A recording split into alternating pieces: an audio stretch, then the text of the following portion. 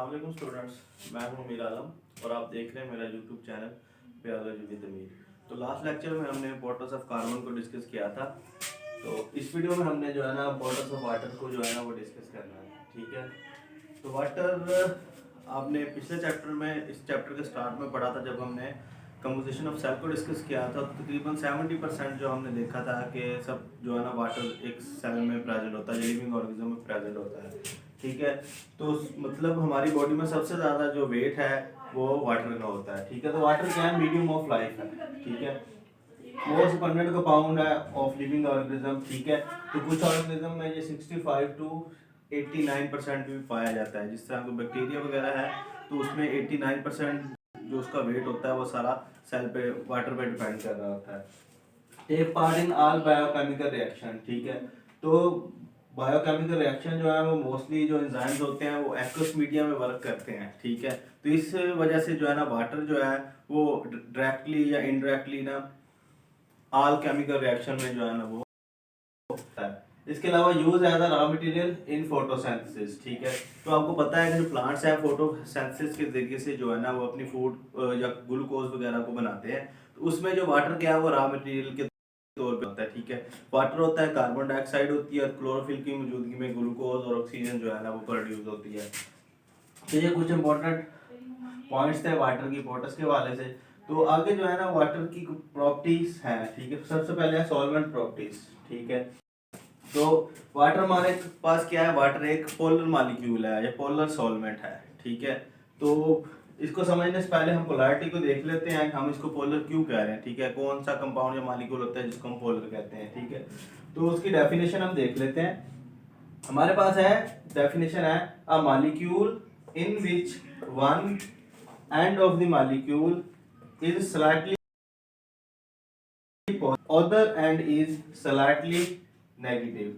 ठीक है, तो ऐसा कंपाउंड जिसमें या ऐसा मॉलिक्यूल जिसकी एक साइड जो है वो स्लाइटली पॉजिटिव होगी और एक साइड स्लाइटली नेगेटिव होगी, उसको जो है ना हम पोलर कंपाउंड या पोलर मॉलिक्यूल जो है ना कहते हैं। तो इस प्रॉपर्टी को क्या कहते हैं, इस प्रॉपर्टी को हम कहते हैं पोलैरिटी। ठीक हो गया। अच्छा, पोलैरिटी को हम एक और वे से भी डिफाइन कर सकते हैं। ये पॉजिटिव और नेगेटिव चार्ज क्यों होता है ये इस डेफिनेशन में हमें पता चल जाएगा। A molecule in which the distribution of electron between the covalent bonded atoms is not even or unequal। ठीक है, तो ये पार्शियल पॉजिटिव या नेगेटिव चार्ज क्यों होता है कि इलेक्ट्रॉन्स की जो है अनइक्वल डिस्ट्रीब्यूशन होती है। ठीक है, अगर हम वाटर की एग्जांपल देखें तो ये मैंने स्ट्रक्चर उसका ड्रा किया हुआ है। तो हमारे पास ये देखें इलेक्ट्रॉन एक है और प्रोटॉन जिसपे पॉजिटिव चार्ज है वो हमारे पास दो हैं और इलेक्ट्रॉन हमारे पास कितने हैं, एक। तो इलेक्ट्रॉन की डिस्ट्रीब्यूशन क्या है, वो अनइवन है, एक साइड पे ज्यादा एक साइड पे कम है। ठीक है, उसकी वजह से ये जो है ना हमारे पास पार्शियल पॉजिटिव और पार्शियल नेगेटिव जो है ना वो चार्ज आता है।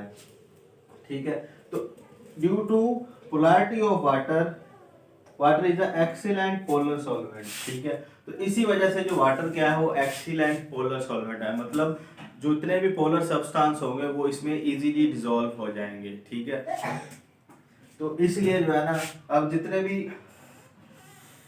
हमारे पास आयनिक कंपाउंड्स है वो जैसे ही इसमें ऐड होंगे तो उनको वो पॉजिटिव एंड नेगेटिव आयन में जो है ना वो चेंज होके फौरी तौर पे जो है ना वो डिस्पर्स हो जाएंगे। ठीक है, इसके अलावा जो नॉन आयोनिक कंपाउंड्स होते हैं उनमें भी जो है मॉलिक्यूल ग्रुप पे कुछ चार्ज होता है तो वो भी जो है ना वाटर में जो है ना वो डिस्पर्स हो जाते हैं।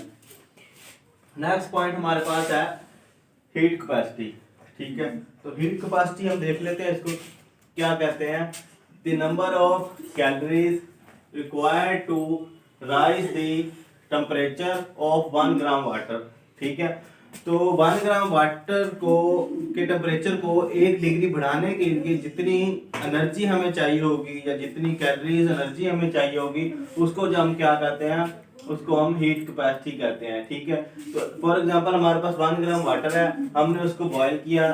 ठीक है, या उसको हम एनर्जी दे रहे हैं तो वो 15 डिग्री से उसका टेम्परेचर 16 डिग्री पे चला जाएगा तो वो जो है ना हीट कैपेसिटी होगी। तो वो कितनी है, वो है नॉर्मल वाटर की 1 कैलोरी। ठीक है, अगर हम 1 ग्राम वाटर को 1 कैलोरी देंगे तो उसमें क्या होगा, के जो टेम्परेचर है वो इंक्रीज हो जाएगा 1 डिग्री, ठीक है। तो ये होती है हमारे पास हीट कैपेसिटी। तो इससे हमें फायदा क्या होता है हमारी बॉडी को, तो वाटर इससे शो होता है कि वाटर जो है ना हीट को अब्जॉर्ब करता है, ठीक है। तो उससे जब हम डिफरेंट थर्मल कंडीशन में जाते हैं तो जो है ना वाटर हमारी बॉडी को प्रोटेक्ट करता है, ठीक है। तो सडनली जो चेंज आती है टेम्परेचर की तो हमारी बॉडी जो है ना अपने आप को बचा लेती है। तो ये हीट कैपेसिटी का फायदा है। तो वाटर जो है ना इतनी इजीली अपनी जो टेम्परेचर इंक्रीज नहीं करता। वो क्यों नहीं करता, क्योंकि वाटर के जो मॉलिक्यूल्स हैं हाइड्रोजन में इसमें कोवेलेंट बॉन्ड है, ठीक है। तो इनको ब्रेक करने के लिए बहुत ज्यादा एनर्जी चाहिए होती है, ठीक है। तो वो एनर्जी क्या है, इनको ब्रेक करने में जाती है, ठीक है। तो इस वजह से जो है ना ये जो है ना कम जो है ना ज्यादा एनर्जी लेता है, ठीक है। नेक्स्ट हमारे पास है हीट ऑफ वेपोराइजेशन, ठीक है। वेपर्स का तो आपको पता है कि वाटर का गैस में चेंज होके हवा में उड़ जाना या आबी बुखारात में कन्वर्ट हो जाना, उसको जो है ना वेपर्स कहते हैं। तो हीट ऑफ वेपोराइजेशन, ठीक है। इसको हम डिफाइन किस तरह कर सकते हैं, हमारे पास है नंबर ऑफ कैलोरीज एब्जॉर्ब्ड पर ग्राम वेपोराइज्ड, ठीक है। तो जितने ग्राम वाटर वेपोराइज्ड होगा तो वो कितनी कैलोरी यूज करेगा या अब्जॉर्ब करेगा, उसको हम क्या कह सकते हैं, हीट ऑफ वेपोराइजेशन कह सकते हैं। इसको दूसरे अल्फाज में या सिंपल वर्डिंग में अगर हम लिखना चाहें या डिफाइन करना चाहें, the amount of heat energy which is required to transform liquid into gas, ठीक है। तो वो अमाउंट जो वाटर मॉलिक्यूल को आबी बुखारात में या वेपर्स में कन्वर्ट करने के लिए जितनी हीट एनर्जी चाहिए होती है उसको क्या कहते हैं, हीट ऑफ वेपोराइजेशन कहते हैं, ठीक है। तो हमारे पास कितनी है, वो हमारे पास है 574, ठीक है, 574 किलो कैलोरीज पर केजी, ठीक है। तो इतनी कैलोरी जो है ना लगेगी तो फिर जो है ना जो वाटर जो है ना वो वेपर होगा, ठीक है। तो ये केजी के हिसाब से है ना, पर केजी के हिसाब से हमने की हुई है। तो इससे क्या हमें फायदा होता है, इससे हमें कूलिंग इफेक्ट मिलता है। हमारे जितने भी प्लांट्स है उसमें आपने पढ़ा होगा कि ट्रांसपायरेशन का प्रोसेस होता है, ठीक है। तो उससे क्या होता है, प्लांट का टेम्परेचर लो होता है, इसको कूलिंग इफेक्ट मिलता है, ठीक है। इसी तरह हमारी बॉडी में हमें जो है ना गर्मियों में हमारे पास हमें पसीना आता है तो उसमें क्या आता है, उसे भी हमें कूलिंग इफेक्ट मिल रहा होता है, तो ठीक है। तो हीट ऑफ वेपोराइजेशन से हमें क्या मिलता है, फायदा क्या होता है हमारी बॉडी, वो हमें जो है ना कूलिंग इफेक्ट मिलता है। तो ये किसकी बदौलत मिल रहा है, ये हमें वाटर की बदौलत मिल रहा है। तो इसलिए वाटर हमारे लिए काफी इंपॉर्टेंट है।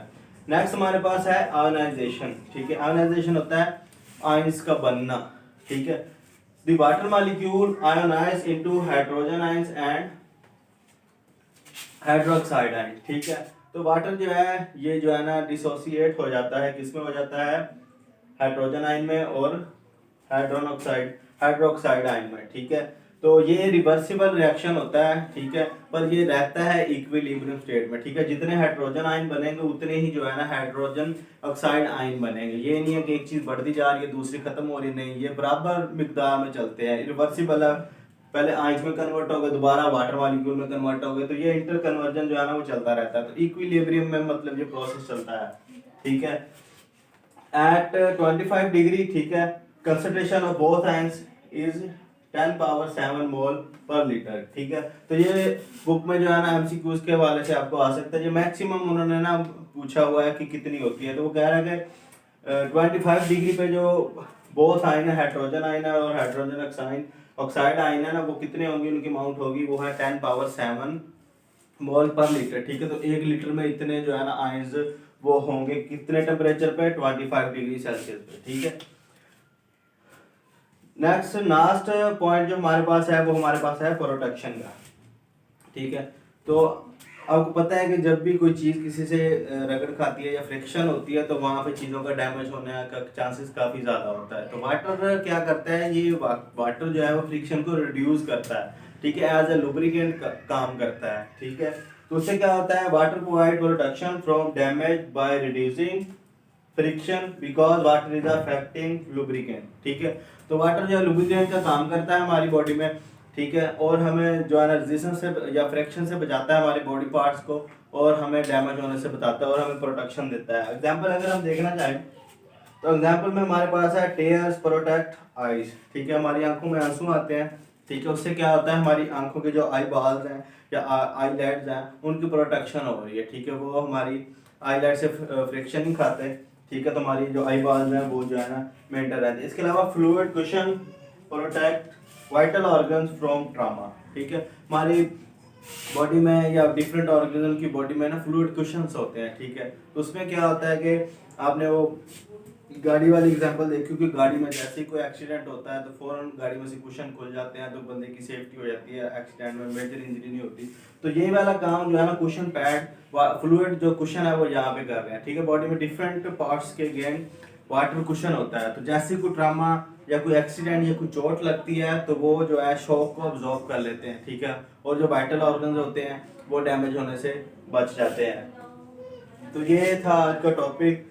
तो हमने सारे पॉइंट इम्पोर्टेंस ऑफ वाटर के हवाले से कवर कर लिए हैं। तो नेक्स्ट जो हमारा लेक्चर होगा उसमें हम जो है ना कार्बोहाइड्रेट जो है ना उनको स्टार्ट करेंगे, उनकी डिफरेंट जो क्लासेस हैं या उनकी टाइप्स हैं उनको डिस्कस करेंगे। तो उम्मीद है आपको लेक्चर पसंद आएगा। अगर लेक्चर पसंद आए तो अपने दोस्तों के साथ शेयर कीजिएगा, मेरे चैनल को सब्सक्राइब कीजिएगा। मिलते हैं अगली वीडियो में। अल्लाह हाफिज़।